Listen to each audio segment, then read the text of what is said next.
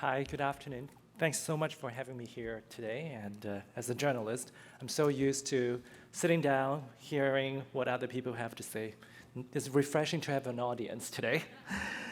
So when I was asked to attend today's panel to talk about making a business case for immigration and addressing anti-immigrant sentiment, I did some research to look at some of the public polls about Canadians' attitudes towards immigration. And fortunately, historically, Canadians do have a very strong support for immigration. And I'm just looking at the most recent Environics Institute polls results, saying that even though there's no public consensus on the presence and impact of immigrants and refugees, still, over the last 2 decades, positive sentiments outweigh negative ones on such questions as the overall level of immigration, is positive impact on the economy, is low impact on crime rates, and impact on the country as a whole. Where we do have division among Canadians when it comes to concerns about too many immigrants not adopting the right values and some refugees not being legitimate. But again, in these cases, the balance of opinion has held steady. But it's a very different stories when we looked at Canadians' attitudes towards refugees. This summer, there was also a public poll commissioned to ECOS by the CBC, and some 57% of respondents actually said Canada should not be accepting more refugees. 76% said Canada should be doing more to encourage skilled workers to immigrate. In fact, if we look at Canada's immigration history, the narrative about immigration has always been, immigrants have always been viewed as a commodity that we brought here to satisfy our economic needs, labor market needs. And it just happens that, we've had a parallel system of refugee resettlement, after the World War, when people fleeing the communists in Eastern Europe, the Vietnamese boat people, and most recently, the Syrian resettlement project launched by the Liberal governments. And I think we all have, to thank Ellen Kurdi, the child whose body was found on the beach in Turkey, for that kind of renewed humanitarian narrative and argument for immigration. Because I feel like I've been covering immigration, the immigration beat for 15 years now. I do feel increasingly when we view immigrants, is more so than ever, we look at them as, just to be here to fulfill our economic needs, which there's nothing wrong. I think, there's a very pragmatic and realistic need because of our declining population and low birth rates. But now, even when we talked about, resettling refugees, we have organizations like, let me find, Talent Beyond Boundaries, which is an organization, an NGO actually, that vets refugee skills level and then build their professional profiles and help plug them into economic immigration systems. I find that, don't get me wrong, I think as many, avenues we could find to resettle people who are in desperate needs for safety, the better.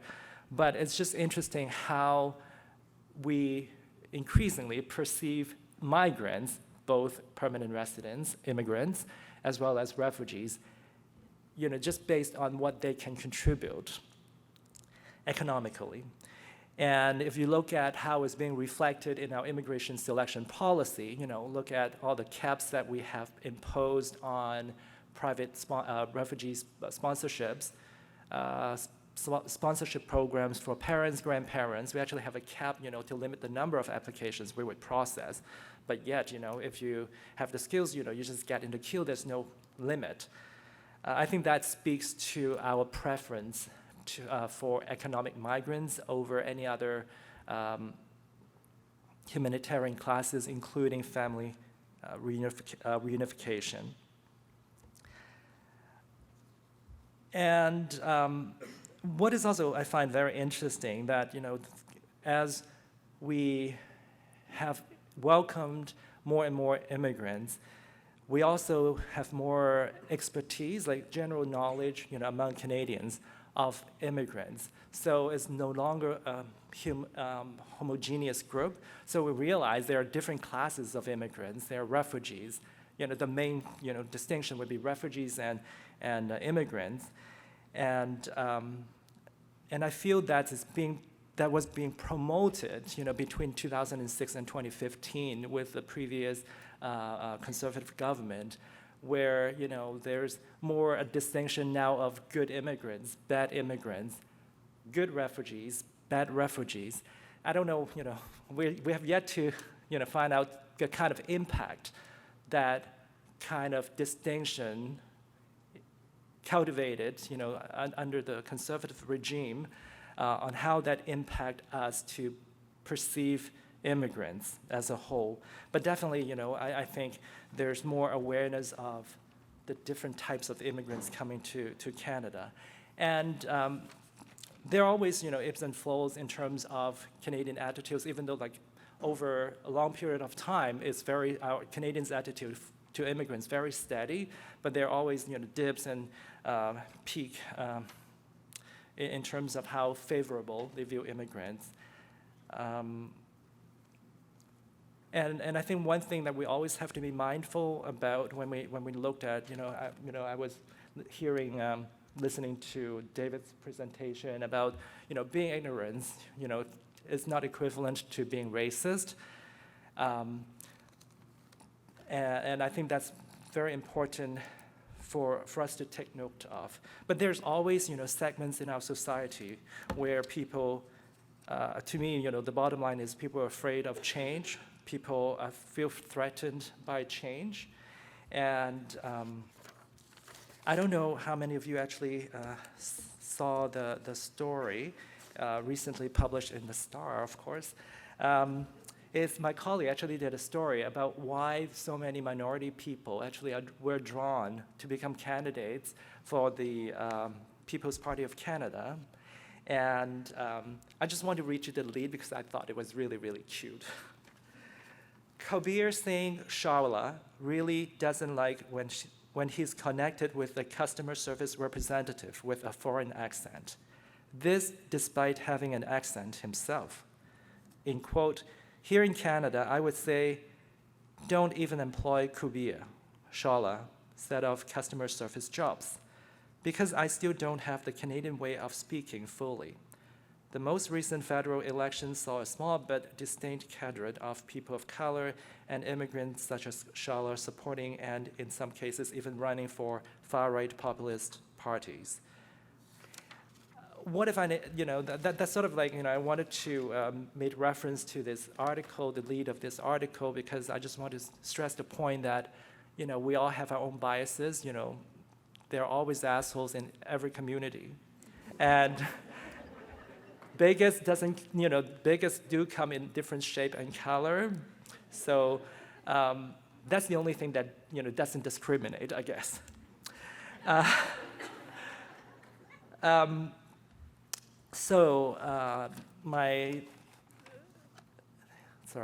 wasn't very prepared today because I had to file the story on deadline before I came over. But going back to the poll, what I find also very interesting was from the Environics Institute, which actually found that attitudes about immigration and refugees differ across the population depending on demographics. Would you like to make a guess, which age group would be more in favor of immigration? Yes, younger Canadians. Immigrants or non-immigrants? More in favor of immigration? Immigrants. Okay. People with a university degree or secondary school or below?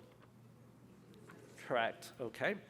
And geographically, this one is Geographically, negative views of immigrants are most evident in which province? 100% right. No, anyone here from Alberta? No offense, sorry.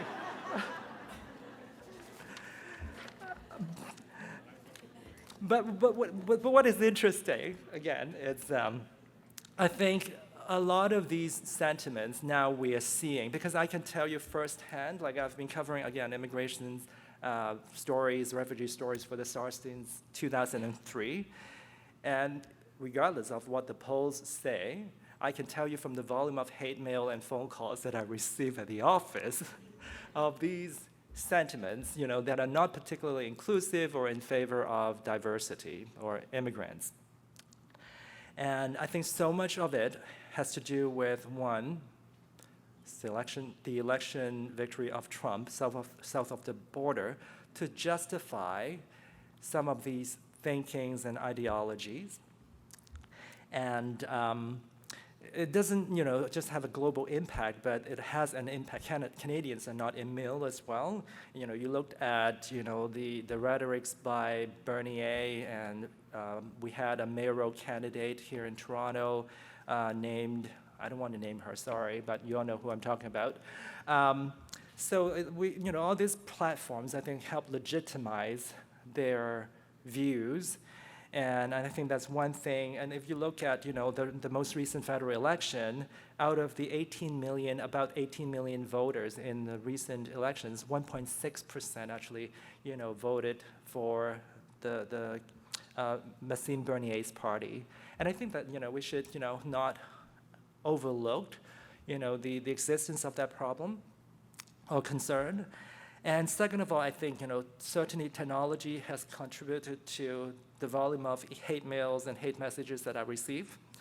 Because people now can hide their identity online. And what is interesting, most recently I did a number of stories on the Toronto restaurant that was closed down. Like it was started by a Syrian refugee family, but was forced to close down for about a week after the family received death threats by some far-right people who dug out all the personal information about the son who protested at an Antifa event. So a lot of those trolls, actually, interestingly, they came from the US and internationally. I think a small minority of Canadians as well, and some of them from Alberta.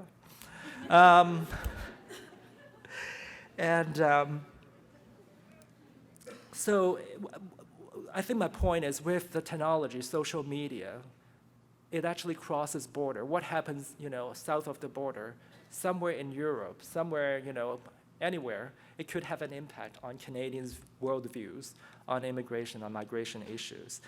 And then another factor I think is really important is now everyone now, can be a journalist. You have all this, fake news website. I'm not sure whether you've seen, there's a news website called Buffalo something that actually posted a lot of fake stories about Trudeau prior to the election, and we did an investigation into that. And it's not just one organization, right? You have other self-claimed media outlets called Rebel, the Rebel Media, Post-Millennial, and you have people who have no journalistic trainings, don't understand about the ethics generally as a person to be journalists writing about these stories.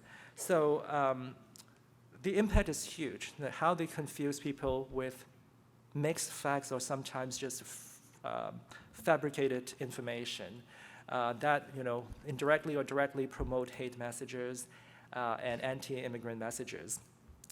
And in terms of solutions, sorry, I know I'm running over time, I do have some tips that I feel really important. I think personal encounter exposure to between immigrants, refugees, and Canadians really important. Programs like the host program, any opportunity for volunteering, like private sponsorship programs, those kind of exposure. You only learn about the person as a person when you have the opportunity to interact.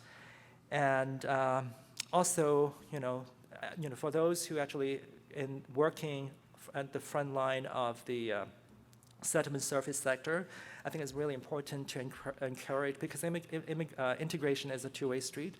Always encourage your clients to step out of their comfort zone, to really experience and appreciate the differences we have among us, so we can manage to see different perspectives. And I think a very successful program to promote positive messages would be organize a speakers bureau, to have storytelling, working with your local Rotary clubs, Chamber of Commerce, libraries, BIAs, ratepayer associations, to really, at the end of the day, it's about community building. And you try to include newcomers in your communities.